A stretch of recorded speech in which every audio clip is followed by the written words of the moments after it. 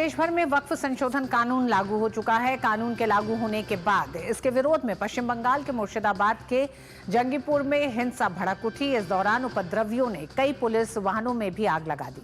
हिंसा के बाद स्थिति पर काबू पाने के लिए इलाके में धारा 163 लागू कर दी गई है। साथ ही इलाके में 10 अप्रैल तक इंटरनेट सेवा भी बंद कर दी गई है।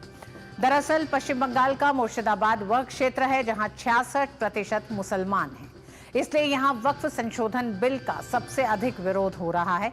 उपद्रवियों के हौसले इतने बुलंद हैं कि हिंसा को रोकने गई पुलिस पर ही उग्र प्रदर्शनकारियों ने हमला कर उनकी गाड़ियों को तोड़ दिया और उसे आग के हवाले कर दिया। प्रसेनजीत, इस पूरी खबर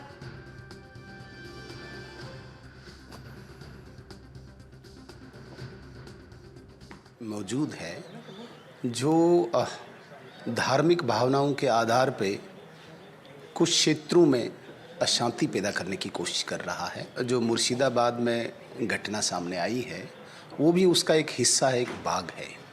अन्यथा अधिकांश लोग, मैक्सिमम मेजॉरिटी जो मुस्लिम समुदाय के लोग हैं, वो इस वक्फ अमेंडमेंट बिल से खुश हैं। उन्होंने इसमें खुशियां भी मनाई, लेकिन ऐसा तत्व बहाना ढूंढता है, बहाना बनाता है अशांति पैदा करने का, वो इसमें अभी इन्वॉल्व है, मुलव्वस है। ऐसे मुद्दों को लेके कुछ क्षेत्र में ज़बरदस्ती इस प्रकार की घटनाओं को अंजाम देके ये लाइमलाइट में रहना चाहते हैं। और मुर्शिदाबाद की इस पूरी घटना पर प्रसेनजीत हमारे साथ जुड़ गए हैं। प्रसेनजीत, पश्चिम बंगाल में हिंसक प्रदर्शन में जिस तरह की तोड़फोड़ देखी गई है, मुसलमान 66% मुर्शिदाबाद में है। इस हिंसा के बाद सरकार का क्या कहना है? सरकार की कानून व्यवस्था का क्या कहना है? तो सबसे पहले मैं बता दूं कि अभी 1 घंटा पहले ममता बनर्जी का जिनका हम लोग किसी बयान का इंतजार कर रहे थे, उनका एक बयान आ गया है।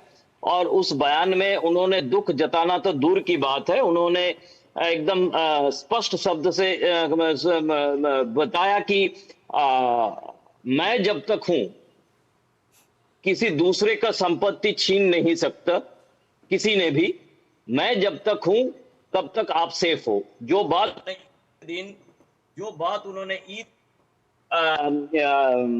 नमाज की मंच से जिस तरह से मुसलमानों को कही थी कि जब तक मैं हूं आप सुरक्षित है, आज भी उन्होंने कहा कि किसी का संपत्ति दूसरों लोगों ने इस तरह से छीन नहीं सकते जब तक मैं हूं। मतलब कानून क्या है, संविधान क्या है, वो दूसरी बात है। जब तक ममता बनर्जी है तब तक इस तरह की तानाशाही चलता रहेगा। ये उन्होंने आज अभी 1 घंटा पहले उन्होंने भाषण में बोल दिया किसी एक जगह पे, पहली बात।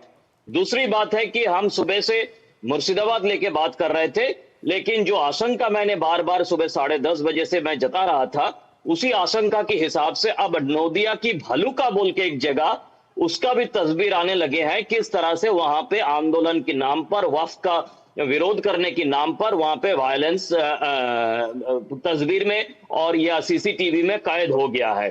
तो मतलब अब एक तरफ ममता बनर्जी का इस तरह की भड़काऊ भाषण, उनके मंत्री सिद्दीकुल्ला चौधरी का भड़काऊ भाषण, और एक संविधान के नाम पर जिन्होंने शपथ लेकर चीफ मिनिस्टर बने हैं, उनका ऐसा कहना कि जब तक मैं हूं भाड़ में जाए देश का संविधान, भाड़ में जाए कानून, मैं जब तक हूं तब तक हूं।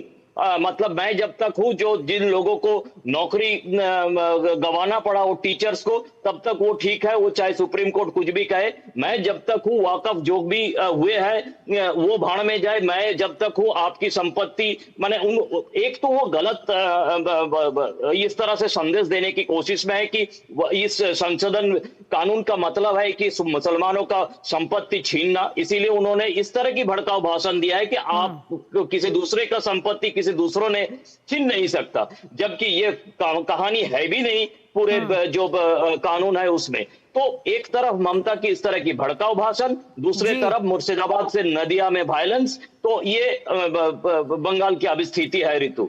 प्रसन्नजीत, एक उम्मीद ये भी की जा रही थी ममता बनर्जी और उनकी सरकार से कि जिस तरह का हुड़दंग हुआ है, जिस तरह की आगजनी हुई है, उसमें कितने लोग गिरफ्तार हुए हैं, क्या कार्रवाई हुई है, इसकी भी कुछ जानकारी सामने आएगी। हालांकि जैसा आप बता रहे हैं कि ममता बनर्जी के ये पूरे बयान ने एक तरह का प्रोटेक्शन एक तरह से दिया है। जो हिंसक वारदातें, जो भड़काऊ एक तरह से, जिस तरह से तमाम संपत्तियों को जलाया गया है। बिल्कुल, देखिए कोई पुलिस के तरफ से अभी सुबह से मैं कह रहा हूं कि धारा 163 लगा दिया गया, इंटरनेट बंद कर दिया। बस शासन प्रशासन की तरफ से कहना ही है कि काफी हो गया, हम लोग बहुत कुछ कर लिए। क्योंकि ये जो लोग यहाँ पे आप दिखा रहे हैं तस्वीर में, इन लोगों को गिरफ्तार करने के लिए बंगाल में किसी पुलिस का जिगर नहीं है, दिल भी नहीं है। क्योंकि उनको ये सोचना है कि पहले हमारा नौकरी हम बचा पाए कि नहीं, और दूसरी बात है कि हमारा ट्रांसफर किसी 200 किलोमीटर 400 किलोमीटर दूर ना हो जाए, ना हम पुलिस लाइन में क्लोज हो जाए। जहां पे चीफ मिनिस्टर और होम मिनिस्टर की कहना है कि जब तक मैं हूं देश का कानून भाड़ में गया, तब किसी पुलिस का हिम्मत नहीं है कि इस तरह की लोगों को गिरफ्तार करे। इसीलिए कोई गिरफ्तारी का खबर अभी तक कम से कम ऑफिशियली हमारे पास नहीं है। हो सकता है कि कुछ गिरफ्तारी हुआ है, लेकिन हमारे जो पत्रकार वहां पे साथी है उनके पास भी नहीं है, ना हमारे पास है। सिर्फ धारा 163 और इंटरनेट बंद, जबकि वायलेंस जगह जगह पर बढ़ता जा रहा है। रितु, बिल्कुल प्रसन्नजीत, वक्फ बिल में संशोधन इस उम्मीद के साथ ही किया गया है कि जिस तरह से वक्फ बोर्ड अवैध कब्जे कर रहा है, उस तरह के कब्जे ना हो। लेकिन इसके बरखिलाफ ममता बनर्जी अगर उपद्रवियों को यह आश्वासन देती हैं कि ये कानून किसी की भी जमीन नहीं छीनने देगा, तो यह आश्वासन अपने आप में एक बड़ा सवाल खड़ा करता है, बड़ी चेतावनी के तौर पर है राज्य की सुरक्षा और शांति को बनाए रखने के लिए। बहुत बहुत धन्यवाद प्रसन्नजीत पूरी जानकारी के लिए।